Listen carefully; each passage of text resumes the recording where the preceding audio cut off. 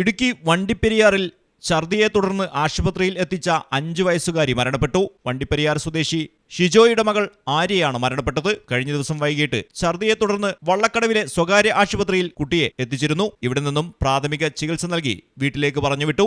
എന്നാൽ വീട്ടിലെത്തിയ കുട്ടി വൈകുന്നേരം ഭക്ഷണം കഴിച്ച ശേഷം കിടന്നുറങ്ങിയെങ്കിലും വീണ്ടും ഛർദിക്കുകയായിരുന്നു. തുടർന്ന് കുട്ടിയെ അതേ ആശുപത്രിയിലേക്ക് തന്നെ ചികിത്സക്കായി എത്തിക്കുകയായിരുന്നു. ഇവിടെ നിന്നും പ്രാഥമിക ചികിത്സയ്ക്ക് ശേഷം വിദഗ്ധ ചികിത്സക്കായി പീരുമേട് താലൂക്ക് ആശുപത്രിയിലേക്ക് കൊണ്ടുപോകുന്ന വഴിയെയാണ് കുട്ടി മരണപ്പെട്ടത്. ഇന്നലെ പകൽ സമയത്ത് മുത്തച്ഛനോടൊപ്പം കുട്ടി ഗവിയിലേക്ക് പോയിരുന്നു. അവിടെ നിന്നും ഐസ്ക്രീം വാങ്ങിക്കഴിച്ചതായി വീട്ടുകാർ പറയുന്നു. തിരികെ വീട്ടിൽ എത്തിയതിനു ശേഷമാണ് കുട്ടിക്ക് ഛർദിയുണ്ടായത്.